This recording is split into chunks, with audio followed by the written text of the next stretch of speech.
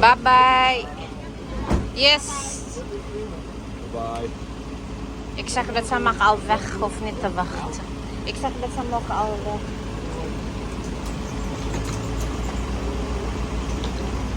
Hello everyone! So ayan, uwian na ng Netherlands. But first, we're going to Manila. And finally, nasa Manila na kami. We are waiting for our pick-up. And this time, sa Dusitani, Makati kami nagstay.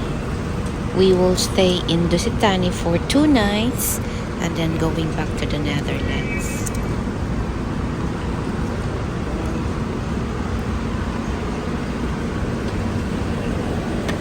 Hi. Ayan, dumating na kami sa Dusitani, Makati.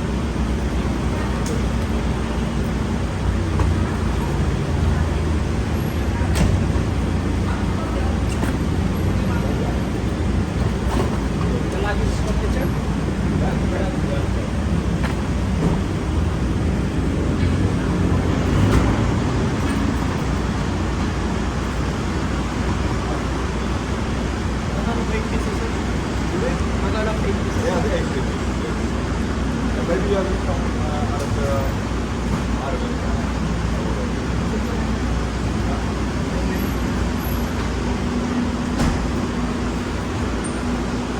Everyone, welcome to the Dusitani Hotel in Manila. Ito yung room ng mga bagets. Out dito Auri sa native na bag. So the kids have the swimming pool view. Oh, the swim bath is here. Kijk. Second floor is the swimming pool.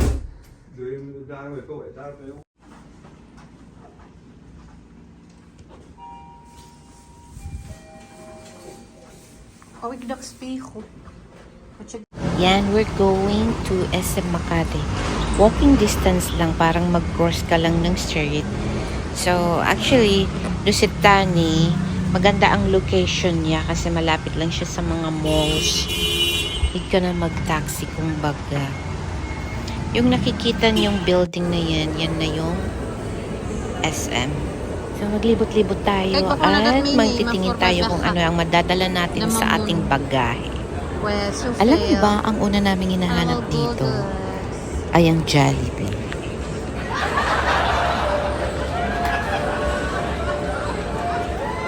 Aking Jollibee.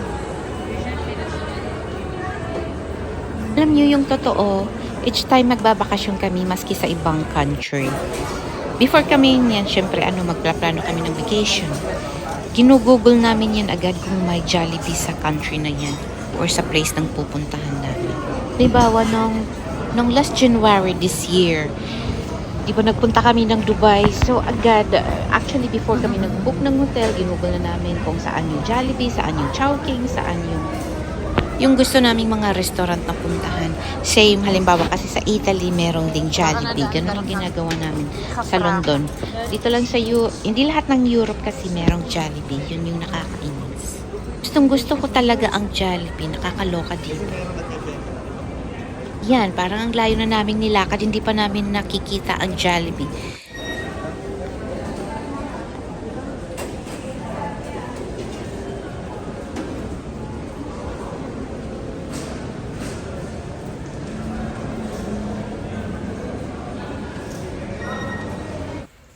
So, ayan, welcome to our room in Dusitani, Manila. Ito yung kwarto namin.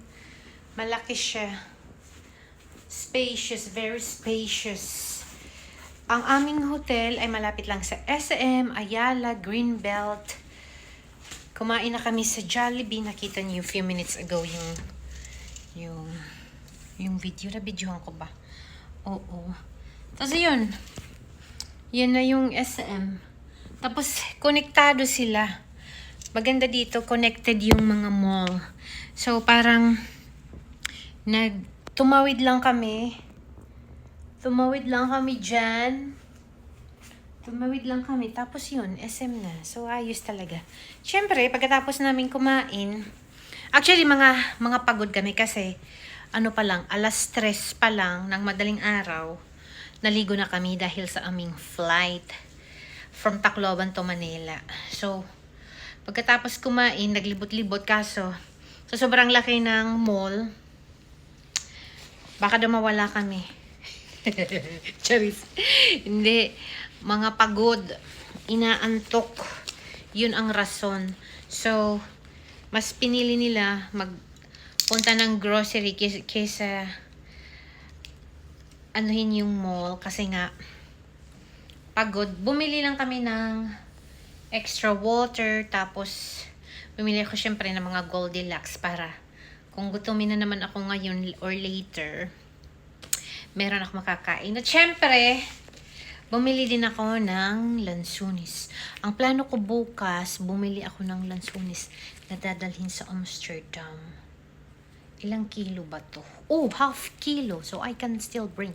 Kasi meron pa kaming, siguro pwede pa kami magdala ng, mga 8 kilos. So, bibili ako nito bukas. Pero dapat yung bibiling ko, yung hindi pa ma-brown para hindi siya mabulok sa maleta. Kasi, syempre, pag nasa maleta, walang ano.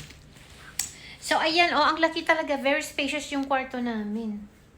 On natin yung TV, manood tayo. Ano nga yung pinapanood nila doon sa Santa Fe? Yung Siri. Ganun. So, ayan. Kain tayo ng aking lansonis.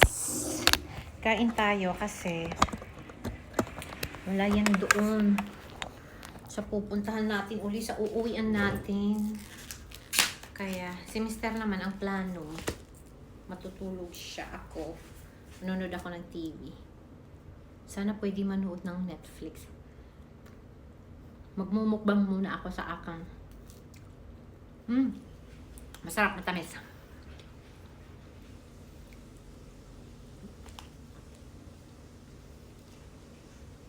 Masarap.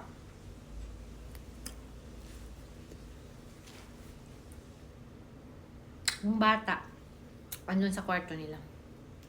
Wait.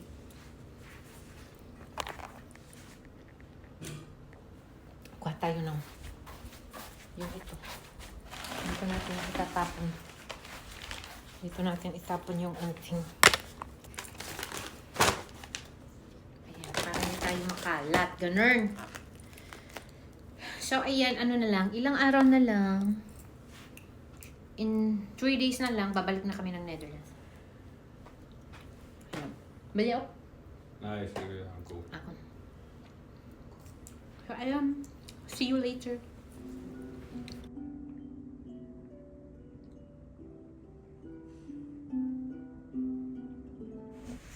Ready to sleep na. Pagoda na ang beauty. Kasi ba naman, yung bakasyon namin, kadalasan, maagang gumigising. Kaya hindi nakakapag yung abutin ka man lang ng 8:00 o 9:00 ng umaga. Kadalasan, 6:00, 6:30 nagigising na. Kaya ngayon, 3 days before kami bumalik ng Amsterdam, relax na lang. Kumbaga, prepare na para sa sa normal life. Kumbaga. So, bukas, na lang pala. Bali, 3. Bukas, 2 days na lang. So, bukas may whole day kami. Hindi, bukas yung plano namin, ano lang kami, yung relax lang ba. Alas 11 na kami mag-breakfast, ganun. Hindi na yung masyadong maaga kasi ang ano lang namin talaga dito ngayon, before kami bumalik sa Amsterdam, mag-relax. So, walang masyadong ganap dito maski. Pero maganda yung hotel namin dito sa Dusit-Thani, Manila kasi tatawid ka lang, SM na, tapos Glorieta, Ayala, Greenbelt, ayan. Yung magka-connect sila ba? Ang ganda. Naglibot-libot din. Si Bunso, wala pa si Bunsong binili.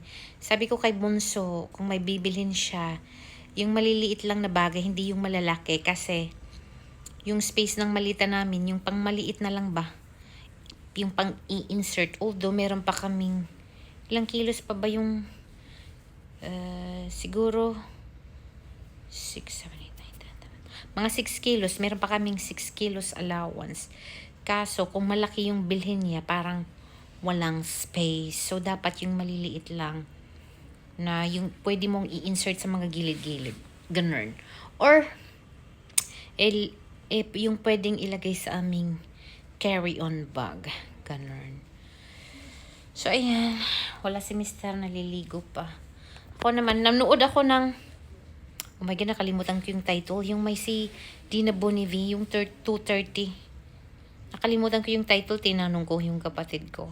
Kasi kanina, nung mga alas 2:30, dito lang kami sa hotel. So, sabi ko magnood nga ako ng teleseries. So, ayun.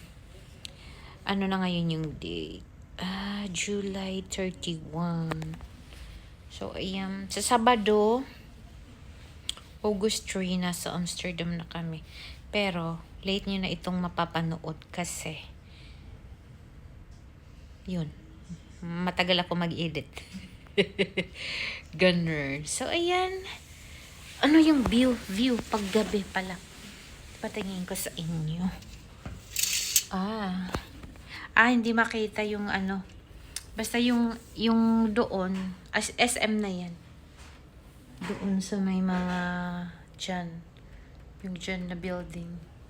SM na yan. Yung sa kwarto ng mga bagets, maganda ang view nila kasi yung swimming pool. Yes. So, ayan. Gusto ko sana bumili ng eyeglasses dito. Kaso, alam mo yung eyeglasses na maski yung reading glasses na mas hindi ka na magpa-check up ba. Pero, hindi magaganda yung frame. So, anyway, thank you for watching. Bye-bye!